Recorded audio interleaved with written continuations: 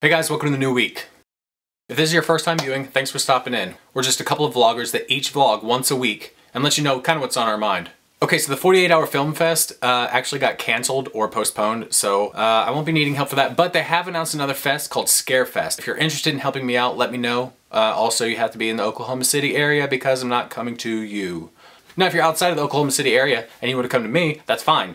Just make sure that you get a hotel. You don't have to go home. But you can't stay here. Okay, so I want to do something a little bit different today and mention my favorite Bible verse, which is actually not one of the most cliche things that you hear. It's not in Jeremiah, it's not John 3:16, it's not in 1 John or anything like that. It's a pretty long one. It took me a little while to memorize, but I finally got it down. Whew, hopefully I get it right. If not, I'll get another take on this.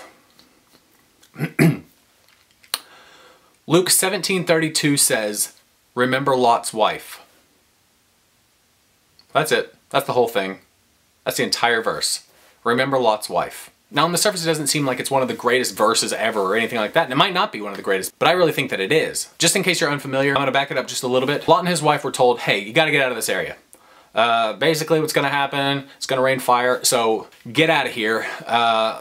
You're gonna be safe as long as you don't look back. So they say, all right, we're out of here. When in fact, Lot's wife, who's not even named other than Lot's wife, is hesitant, but she ends up leaving with Lot. Now, one of the stipulations was they weren't allowed to turn around and look back at the city. Well, before they get to their location, she actually does turn around. She sees the devastation and she sees the destruction, and she is turned into a pillar of salt.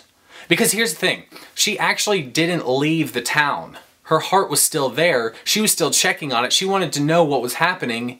She never really left. And a lot of times that happens with us. We start thinking back to the good old days or you know, just a different time in our life, and it's kind of tough because we start remembering all these great times that we had. And it might be during a time that you're really going through a struggle. You might be down on your luck, you might be having really tough days, you might be having a tough week, month, year, whatever it is. But God told them to keep looking forward, keep looking to the future, and she turned around. Her heart never left the town, and when she looked back for it, that's when she turned into a pillar of salt. Now, I'm not here to tell you that if you look back into your past, you're gonna turn into a pillar of salt. That's ridiculous. That's not gonna happen. But when we never leave our past and we're still living there, we're not gonna move forward. And a lot of times I think that people do that. They live in the past. They don't go forward. They don't get on with their lives. Coach would have put me in fourth quarter. We'd have been state champions, no doubt. No doubt in my mind. You better believe things have been different. I'd have gone pro in a heartbeat. I'd be making millions of dollars and living in a big old mansion somewhere.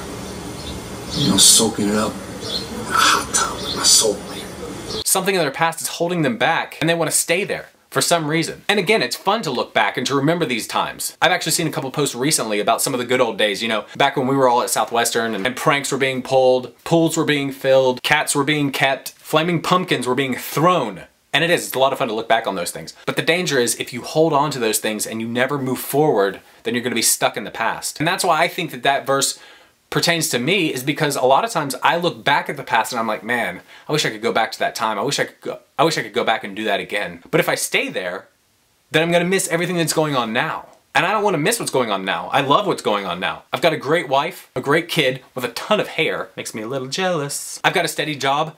I'm enjoying everything. And I don't know, but I just really felt like I was supposed to share that today. Maybe it wasn't for you, maybe it was for somebody else. But that, in a nutshell, is my favorite verse. But that's it for now. Hopefully you guys have had a good week, and I will catch you next Sunday.